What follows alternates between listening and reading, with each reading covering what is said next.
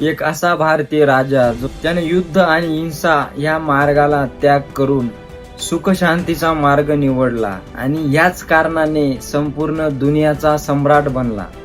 त्याने भारताला सोने की चिडिया आणि विश्वगुरु बनवलं आणि त्यांनी दुनियातल्या 34% लोकांवर राज्य केलं. अखंड भारतामध्ये 52 लाख किलोमीटर त्याचं साम्राज्य पसरवलं.